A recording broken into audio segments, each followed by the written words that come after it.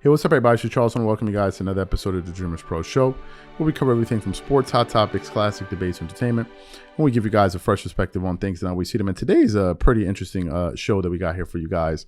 But before we get into it, please make sure you like the video and subscribe to the channel. Now, this is the topic I've been kind of thinking about for the last few days now, and I've been asking myself, what do I really want to say about this? What am I referring to? As y'all know, we just finished witnessing one of the most horrendous basketball games we've ever seen in this previous All-Star weekend. And what kind of gets me, just to go off on the side for a bit, is that there's some people that actually thought that, oh, it was pretty good, right? I was just listening to JJ Redick talk about it's an exhibition game. You know, JJ Redick, for someone that I supported, you know, we produced a show on our channel when we first heard he was going to be a member of ESPN First Take, someone that I initially supported. He's been making some very weird statements when it comes to basketball. I don't even understand what JJ Redick is talking about these days, man. JJ Redick is acting like as if he's somebody that he's acting like he's like some young kid, man. You're somebody that's played in the league for a very, very long time. When did you ever see basketball NBA All-Star games look like that? Why are you acting like as if this is what it's always been? If this is what it's always been, why are people complaining? Why were the ratings so low? Why? It's like a way to dismiss what everybody's saying and what we're seeing. It was a terrible game because it was not competitive. These guys really didn't care. And I heard what's the player's name? Let me just make sure I get his name right, because he made a comment that absolutely, but then again, Oklahoma City Thunder roster, what's his name? Jai Gilchrist Alexander. He made some really suspect statements when they asked him about what he thought needed to take place in order to fix the All-Star game.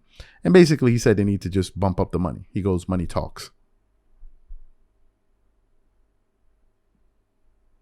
Cause that's not a good look.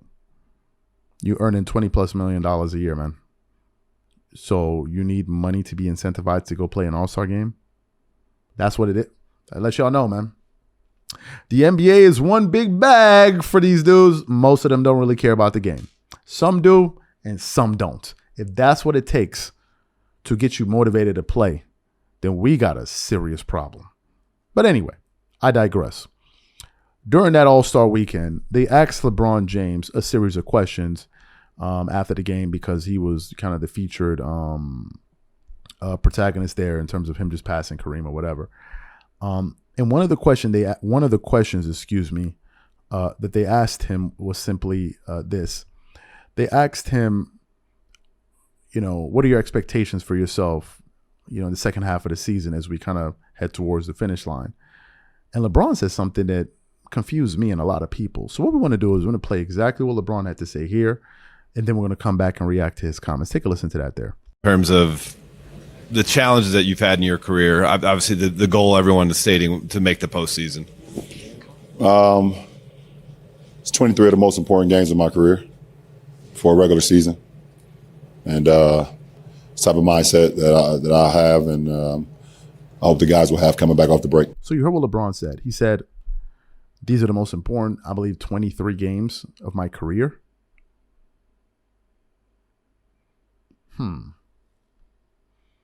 I wonder what LeBron meant. Let's go through this. LeBron James is a Hall of Fame player. He's a top 5 player of all time in my book. I have him number 4. Hall of Fame, top 75, one of the greatest players ever, one of the most exciting players ever. He's accomplished so much already. And all of the things that LeBron has accomplished, all of the games that he's played in, for him to say that this stretch of 23 games is the most important 23 games of his career is quite frankly confounding. Why is it the most important 23 games of your career? Why? I truly don't understand what LeBron meant by that. let's look at what's at stake in order for us to try to understand what would probably cause him to say that. The Lakers right now, as we currently speak, if we just look at the NBA standings, are the number 13th seed in the Western Conference. They just acquired some new pieces at the trade deadline. If they go on this run and they make it into the playoffs, I would assume that LeBron thinks then that this team is probably good enough to compete and win it all. And if they get into the playoffs, let's say as the 8th seed, they're most likely either going to be facing the Clippers, the Grizzlies, or the Nuggets in round 1, or probably the Suns, depending on how they finish off the season. And if they go and lose in the first round, is LeBron saying that that is a legacy-defining event? I'm really perplexed.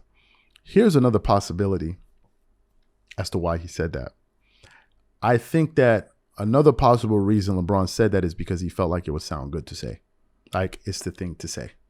Like, I'm one of the most competitive people in the world.